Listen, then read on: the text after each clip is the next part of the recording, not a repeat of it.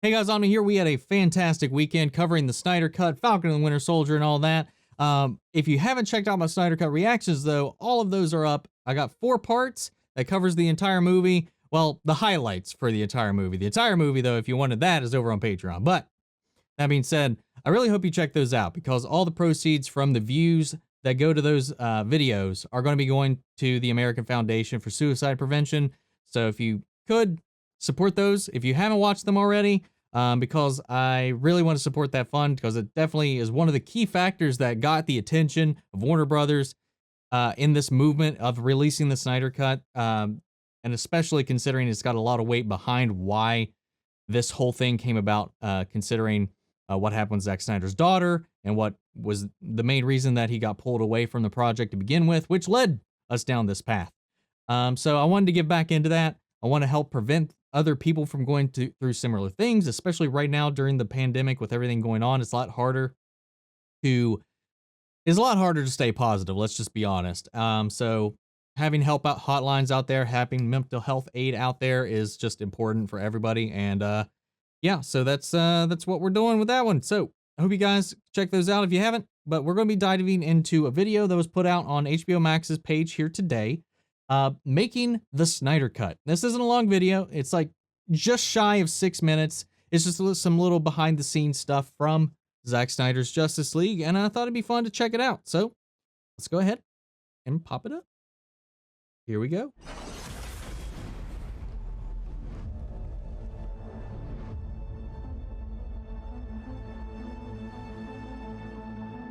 I'm excited for fans to get to see this giant 4-hour movie that's completely singular to their investment. If you followed the first 2 movies, this movie really kind of takes you into a completely immersive scope and scale. I can agree with that.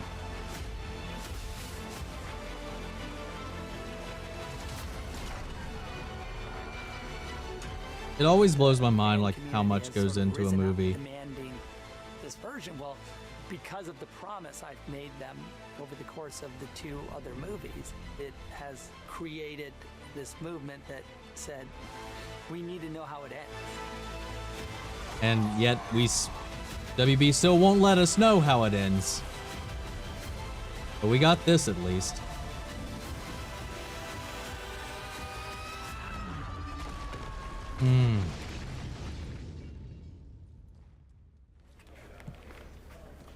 Because this will be, once you do this, you do I beam them, you're going to have your run-in with Cyborg where you... Zack, he's got such an incredible brain for the visual. He has everything planned out in his head before we get there. It's remarkable to be a part of. Everything that we work in, we're stepping into his drawings. And so you're like, can I see this scene before we make it? And he has beautiful drawings. You know, they're very good about making sure that we get exactly what it is that they've envisioned. You know, so, you know, the way they set up all these shots, it's so specific and so well thought out. All I have to do is just step in and breathe and be.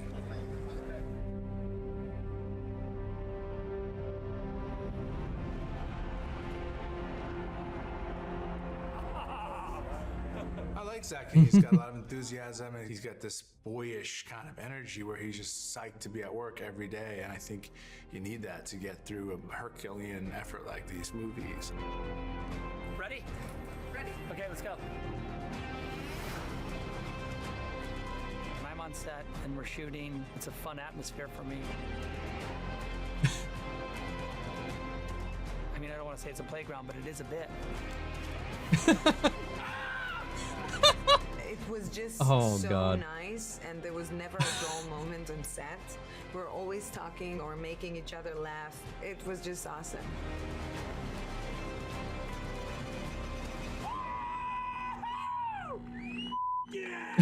I want to be like Zack Snyder. There's a lot of beautiful traits that I will take on more than anyone I've ever worked with. Glad hugs.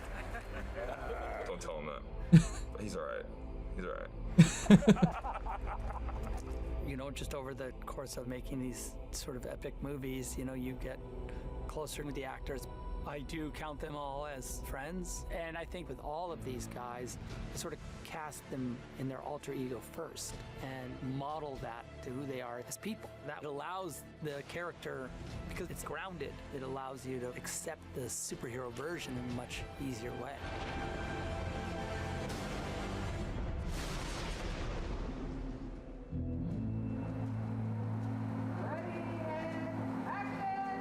In this movie, in Justice League, because there's no time restraint on the film, it does give us an opportunity to really see everyone fulfill their arc within the context of the movie. The emotional journey is there.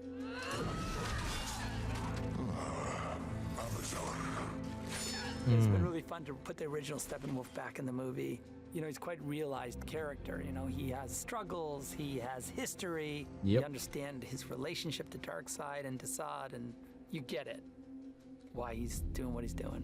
He will see my worth again. And then being able to shoot an additional scene for Justice League, and it was fun to do, and it's fun to get Ben back in the cowl. He looks as good as ever in that cowl. I was like, we never stopped. You still think it was a good idea bringing him along? What do you think?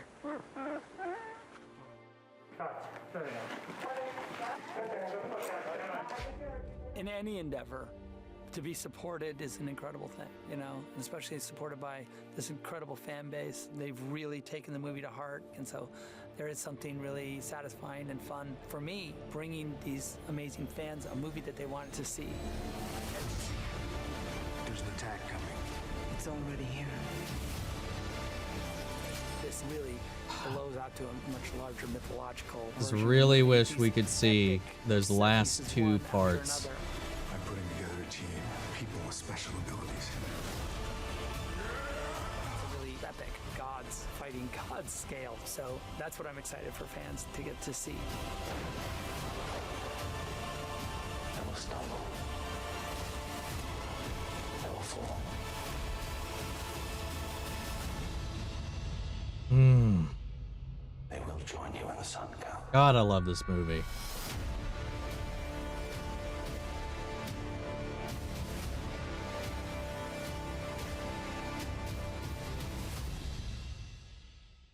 Whew. Got me sweating a little bit. I love the movie. Yeah, it could definitely trim some things off, but it was Zack's unfiltered vision to give us as much of the movie that he had storyboarded as possible. So I don't care.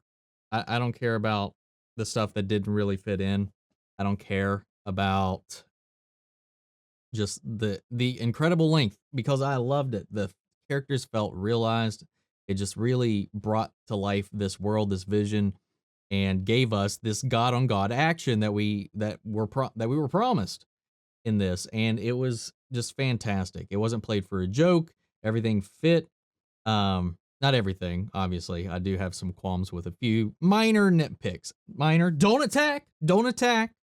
I love the movie. Calm down. It's okay. This is my favorite DC film. Is it the best? Nah, we could make arguments all day long, but it is my favorite. This is the one I've enjoyed watching the most out of any of the DC films I think I've ever watched. I'm definitely still riding on the high of it. You know, up until that point, it was definitely Aquaman. Up until that point, I would say that my favorite DC film, I would say objectively, and you can't really talk objectively when we're talking about films unless you're getting into certain areas, but I think my subjective opinion that I think the best made DC film, like beginning to end, the most cohesive, coherent, and altogether just best put together, is The Dark Knight still. But it wasn't striving for these ambitious heights. And that's always kind of what I wanted out of DC movies. I wanted the gods on the page. I wanted those characters brought to life in all their majesty. I like the grounded aspect of it, but I love the fantasy of it. I love the grandness of the Justice League, of those characters, of the DC, like the mythological beings at the top of the pantheon in DC. mean, they are the pantheon of superheroes. They're some of the first ones you think of anytime you just hear the word superhero. I mean, Superman was the first superhero, and it's just, I don't know, man. They come with a weight, a gravity, and a grandiosity that we hadn't seen, and I feel like Man of Steel, despite its flaws, was getting there. BVS, again, despite its flaws, was getting there, and then we just didn't get far enough into it yet, or the people behind the scenes didn't have faith in it enough, or that the world was ready enough for what Zack had envisioned. And then we got that Saturday morning cartoon version of the Justice League that just tonally did not mix with the films that came before. And then we finally got to see the version it was meant to be. And I thought it was fantastic. Like I said, there's some spots I would have cut from the movie personally that I didn't feel like needed to be in there. But that being said, I don't care because we got it. And I love what we got. And you can love a flawed thing. This is 1,000 billion times better than the version we got in 2017. I feel like that is undebatable. But as far as enjoyment goes, I definitely understand it not being people's cup of tea. I get that. And I'm not going to harp on anybody for not liking it. What I will kind of harp on is people who just feel the need to stamp on anybody else that's excited about it, or happy about it, or happy with it. That's just stupid, man. That's just dumb, and I feel bad for the people that feel like they need to do that. But I loved it.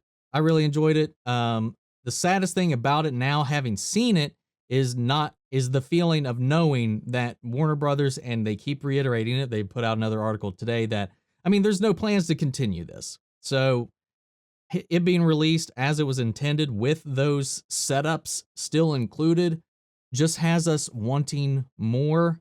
And we know that that's not coming. It also angers me as a DC fan to know about how this was taken away back then. Now, they could have easily cut this movie down to theatrical run times back in the day and put it out, and I think it would have done much better.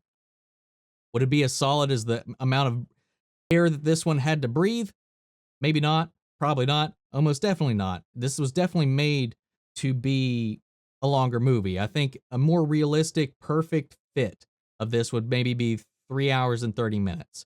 Maybe 3 hours and 45, which would be pushing it. But 3.5 hours, I think this would be is the sweet spot for this to have sold and sung in theaters with audiences. I mean, we were already pushing it with Endgame, with going into the 3 hour, 1 minute mark. And most of that time's already credits, so who cares? As long as the expectation's set before you go into the theater, and they're not surprised by the length of the movie when they're sitting down, I don't think anybody would have really cared. But I get the business side of it, though. They definitely needed to sell more tickets and whatever, but they didn't need to reshoot the whole fucking movie or half the movie. There's so much that they removed, but then replaced with something that was just worse, and I don't understand that. I think with the amount of stuff they removed, had they just left it in there, it would have flowed just so much better. I don't know, man. DC's still trying to hype up the train for what's to come, but I don't know if they've got the leadership to see it through. They always have the ambition, the idea, the hope in the distance, but they have no way of guiding the ship to that ambition. That is what I've seen. We've seen some successes here and there sprinkled in. Shazam critically, but not financially. Birds of Prey critically, but not financially. Audiences also were very split on it. While I enjoyed it, it was very much not by a lot of people, but I feel like there's some things you could say there. Joker, massive success. Who would have thought that? Nothing to do with this continuity. Completely separate. Fantastic. Great movie. Aquaman, audiences love it. Critics hate it. Wonder Woman, loved it.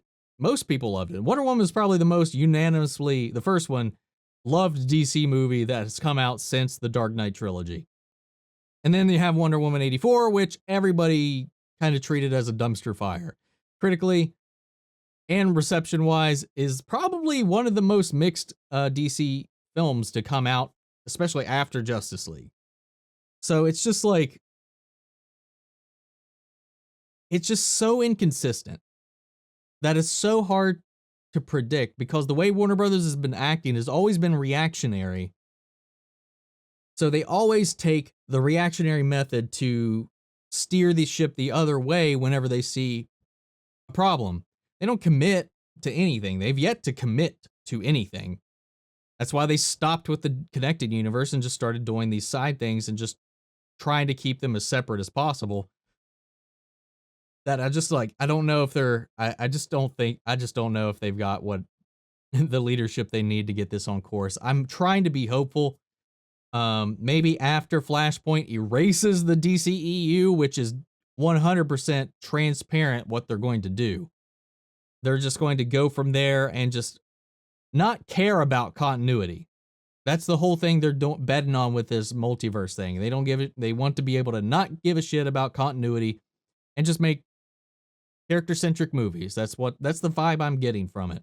And if those naturally evolve into something else, maybe they'll go that way. But like I said, the track record is not that great. I'm excited for James Gunn, though. I think he's a fantastic filmmaker and writer.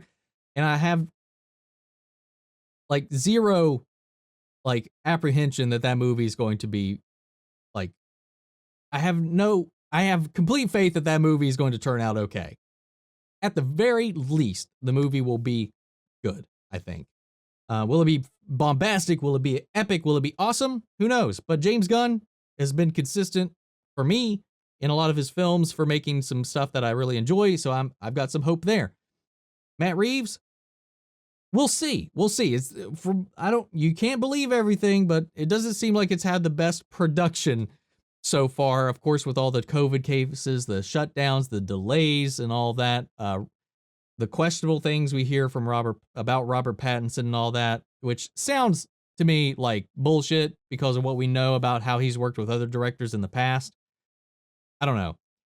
I just got a lot of concerns, especially with the multiple rewrites